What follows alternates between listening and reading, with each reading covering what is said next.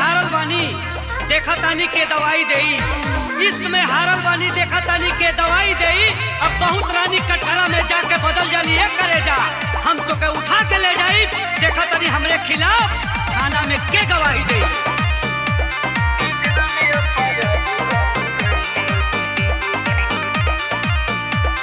लोइलो kidnap करके हमरा के बाध हो, काहे खातिर करो तारो ऐसन अपराध हो।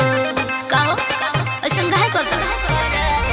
लोइलो किडनैप करके हमरा के बाध हो, काहे खातिर करो तारो ऐसन अपराध हो। तोहरे चलते जनुआ हम बर्बादी हो गईनी, तब से दिहले तू बारू दगा जान अपराधी हो गईनी। अच्छा जब से दिहले तू बारू दगा जान अपराधी हो गईनी। अरे सब मत करो।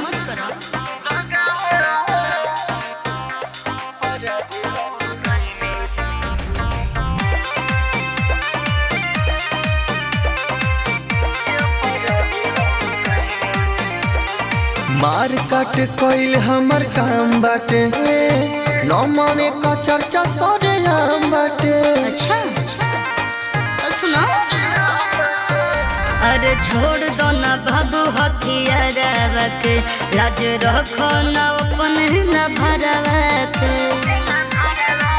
ई पूरा कहेला जमाना उग्रवादी हो गईनी, तब से दिहले तू बारू दगा जान अपराधी हो गईनी।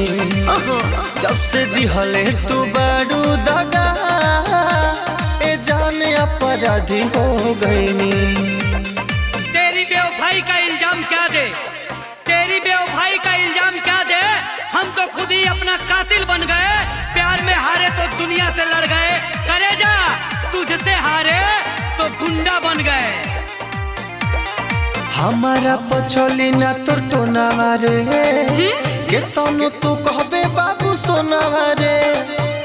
मान जा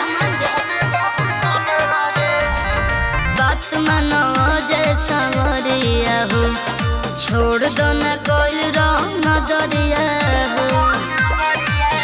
छूटल प्यार तो शराब के आदि हो गईनी, तब से दिहले तू बारू दगा जान अपराधी हो गईनी। जब से दिहले तू बारू दगा जान अपराधी हो गईनी।